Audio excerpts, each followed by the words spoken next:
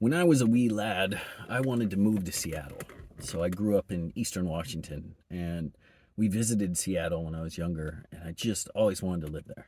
I always wanted to move to the big city, go experience whatever adventure that might bring about. There was just so much to do. Going to Pike Place Market, right? There's those hallways, those little back alleys with all the shops, right? There's always some little nook and cranny there with something to see, some little bodega that's just amazing to step into, especially at that age, right? There's so much stuff when you come from a small town. It just kind of blows your mind. There's always adventure around the next corner, something, like I said, something new to see. And I remember that feeling. I remember wanting to move to the city. I remember, I don't know, the promises of adventure, the excitement of so many people, so many big things, so many things you could do. Once you're a teenager in a small town, it feels like there's nothing to do. You're bored, right? So you're like, yeah, you go to the city because there's things to do. There's more restaurants. You have more access to different kinds of food. There's all kinds of stuff in a city. And I've spent a lot of time in major cities now, and I find myself thinking of that small town. That one, a few others that I've been exposed to, whether I've lived in them or traveled through them, or I have family in them.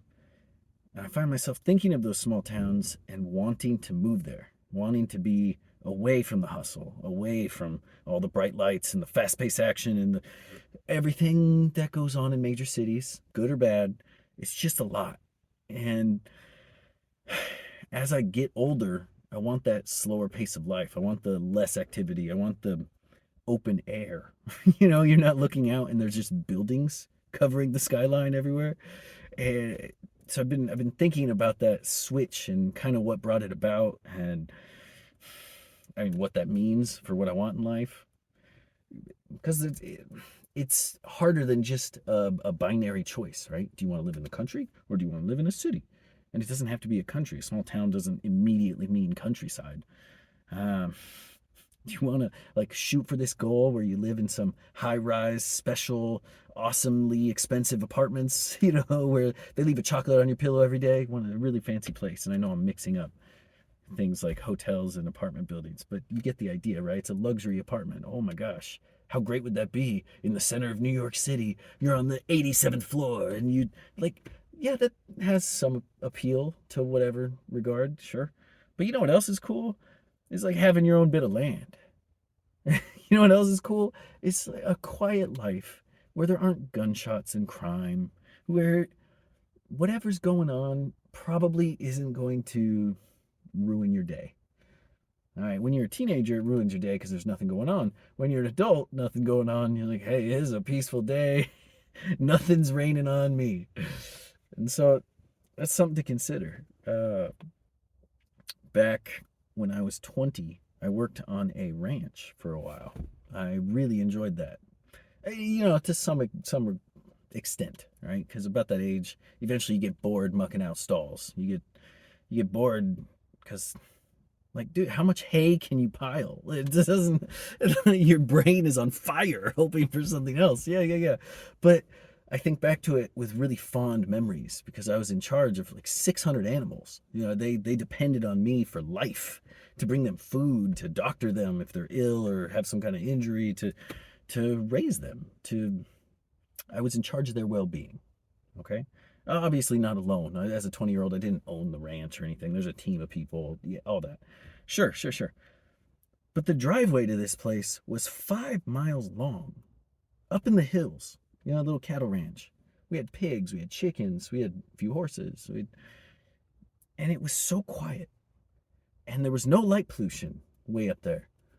There, you could see all the stars. All the stars. Amazing. Absolutely amazing. There was no fear at night when you heard hey, the lights in the garage are going out. Sorry about this. Hey, let me just wave my hand. And it might go out even more. 5 seconds.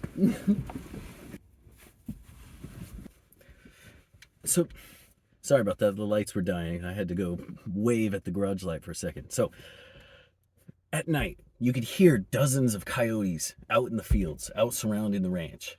It's not scary at all. They're just communicating. God forbid any of them got in with the cattle. because we were regularly having pregnant cows who would give birth. And if you've ever seen a mama cow versus some coyotes, I mean, put the money on the mama cow. Just trust me on this. Mama cow wins. So as a small town boy, later a city boy, who then went to a ranch, you don't know these things, and so you're out in the middle of nowhere and you're listening to a bunch of coyotes, and I would assume that you would feel some kind of fear, but that's not it at all. It was a tranquility. It was a peace. It's kind of like scuba diving, which I've never done. I'm just spitballing here. And you see like a shark swimming. Obviously, that's scary, right? You don't want to interact with sharks. I kind of have a fear of deep water, but the shark's minding its own business. It does not care. It's just a part of the environment. It's a piece of the tranquility of that environment. Do you see? It feels natural. And that kind of lifestyle, however boring it was to muck stalls after many months, sure. There's a lot of merit to people's desire to live that kind of life. And it's quieter. And you can see all the stars, which is a big thing for me. I like stargazing. I find it peaceful. I find it, I don't know. It's like when you're looking at the stars, you feel some kind of contentment, peace, awe. It's a good thing. And when you're in the city, light pollution everywhere. Can't see a thing.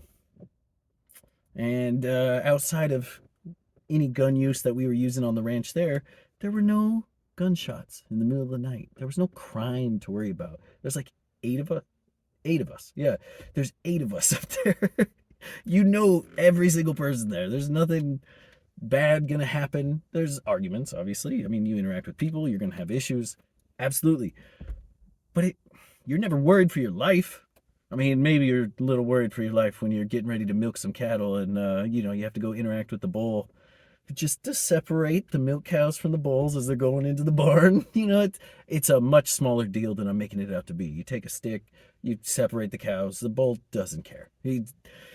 9 times out of 10, he's just like, hey, you're gonna bring those ladies back, right? He does not care. And so there's no fear in that environment. You're not worried someone's gonna take your wallet, or assault you in the street, or steal your car, or any manner of things that can happen in big cities. And I know I'm really painting up the picture of crime in big cities. Maybe that's overplayed, but it is something you have to take into account. If you're going to live in XYZ neighborhood, it might be more dangerous. Can you have kids there? Is there a good school system? Is there a playground they can play at and there's not discarded needles or crime going on? I'm just making a blanket statement, right? It's something to think about. And when you're young, you look at cities as adventure. You look at it as this promise of something more. And I think it's events that you would become entangled in. Not in a bad way. It's just you're going to be in an environment where more is happening, and thus you will find yourself in events that are taking place. And that produces adventure. That produces stories that you tell yourself, maybe you share with others, who cares? It's just something that paints the picture of your life story because you were there, because you were able to interact with so many things going on at once. I think that appeals to the younger mind, especially growing up in a small town. Sure. And of course it can appeal to people who are older. Yeah. But in my case, that was what I craved, was just like, maybe I read Lord of the Rings too young. I got to go out on an adventure or something. I don't know, but I just felt called to that. Now I'm in it, and I'm called back to that quiet life. I'm called back to living in the countryside, living in a small town, living where less happens, where there's less events, less streams of consciousness, less chaos. Chaos isn't always a bad thing, mind you. It's just there's more going on in cities than there is in those small towns or in the countryside. And I think as you get older, you involve yourself more in activities, events of your choosing. You choose the adventures. You build the adventures. A lot of it has to do with agency. You're more capable as you get older. You have access to more resources. You have more skills. So even if you don't have the resources, you have some way to move towards resources, right? Like you're better at making things happen as you get older. I'm so much more capable now than I was at 16. It's not even a joke. I mean, I hope everyone seeing this is like that. And so it's not so much important. I didn't realize this then as a teenager. It's not so much important where you are, it's what you're doing wherever you're at. You could be in the small town and still have awesome adventures. You still make great memories. You can have a wonderful life in a small town. But you don't realize that as a teenager. There's nothing to do. We're going to go hang out in the parking lot of the local grocery store and smoke cigarettes. You know what I mean? That's peak teenage entertainment. Yeah. Outside of anything else, right? So I've been thinking about that a lot more lately. Like, what is it that you actually want? What are you moving towards? Where do you want to take your family? Where do you want to grow old? And where do you want the kids to grow up? Do you want them to grow up in these cities? Maybe. I mean, they will have a very colorful youth. What I mean by that is like varied experiences. You never know what you're going to get because there's so much going on. But there is a kind of gift of the small town. You kind of develop in a different way than someone who grows up in a city. And you could say that for anything, right? Whether it's a specific country or it doesn't matter. Patton Oswalt has a great joke about small cities, the gift of a small town growing up in one, and I'll try to link it down below if I can find it, but please go look it up. I'm not going to do it justice if I share here. Yeah, so I guess to tie all this up, I miss the tranquility of the countryside. I miss the slow nature of small towns. I miss the lower crime rates. I'm just being honest. But I don't know exactly what to do with that information. Should I be moving us towards small towns? Should I be moving away from populated areas for various reasons, like I've mentioned here? I live under a rock. I have no idea what the latest thing is that everyone's upset about, or there's always some emergency. Okay. I'm not advocating being completely lazy or ignorant. I'm just saying, like, I got enough going on, and whatever it is, good luck. I hope everything works out. Please take care of yourselves and others and treat each other with respect and love. But all that aside, I'm not going to take all of those things into account with where to move my family. Otherwise, I'm just going to be moving every 5 minutes. Oh, did you move to the countryside? Didn't you hear about the zombie horde? Like, yeah, you're gonna have to leave there. You know what I mean? Like, there's always something to base your life around if you're gonna base it on the latest emergency. So all that aside, where do we want to live as a family? What do I want for my future? And then how does that fit into the plan of my whole family and what they want and how to raise the kids, all that jazz. When you're young, cities provide adventure. When you're older, you provide your own adventure. Just something to think about. So I'll keep you updated on whatever I decide there. But what are your experiences? Did you grow up in a city or a small town? Do you prefer one or the other? I think I prefer... Ooh, that's tough. This is tough. I think I prefer country living, to be completely honest. I went with option C. Sorry about that. But...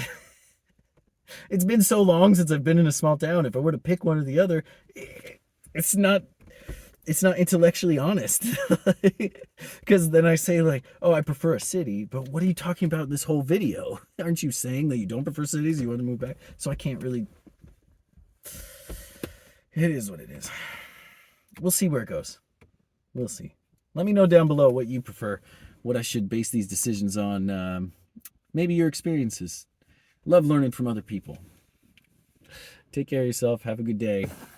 Stay safe out there, okay?